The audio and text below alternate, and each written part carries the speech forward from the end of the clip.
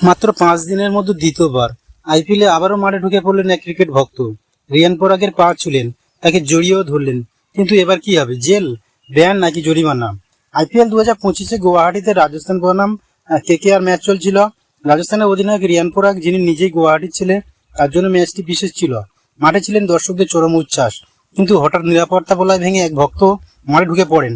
সোজা দৌড়ে গিয়ে প্রথমে রিয়ান পরাগের পা ছুলেন, তারপর তাকে জড়িয়ে ধরলেন। নিরাপত্তা কর্মীরা তখনই তাকে মাঠের বাইরে নিয়ে যান। প্রশ্ন উঠছে, এত কড়া নিরাপত্তা থাকার পর কিভাবে একের পর এক দর্শক মাঠে ঢুকে পড়েছে? মাত্র 5 দিনের ব্যবধানে দ্বিতীয়বার এমন ঘটনা ঘটলো। এর আগে কলকাতায় কেকেআর বনাম আরসিবি ম্যাচে এমন ঘটনা ঘটেছিল, যেখানে এক ভক্ত বিরাট কোহলির সঙ্গে দেখা করতে মাঠে প্রবেশ করেন। এই ধরনের ঘটনাগুলো বড় কোনো বিপদের ইঙ্গিত দিতে পারে। ভাবুন তো, যদি সেই ভক্তের কাছে কোনো বিপজ্জনক বস্তু থাকতো, তাহলে কি ঘটতো? এখন প্রশ্ন হচ্ছে, সেই ভক্তের বিরুদ্ধে কি ব্যবস্থা নেওয়া হবে?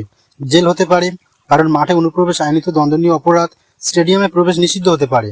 ভবিষ্যতে আইপিএলে কোনো ম্যাচ দেখতে না দেওয়ার সম্ভাবনা রয়েছে। জরিমানা দিতে হবে। আগের কিছু ঘটনার মতো আর্থিক জরিমানা হতে পারে। এখন দেখার বিষয়, আইপিএল কর্তৃপক্ষ নিরাপত্তা নিয়ে কি পদক্ষেপ নেয়। আপনার মতামত কি? নিরাপত্তা আরো করা হওয়া উচিত?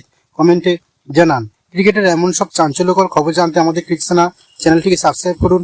এক্সক্লুসিভ ক্রিকেট নিউজ, প্লেয়ারদের ইন্টারভিউ, কন্ট্রোভার্সি সবকিছু একসাথে।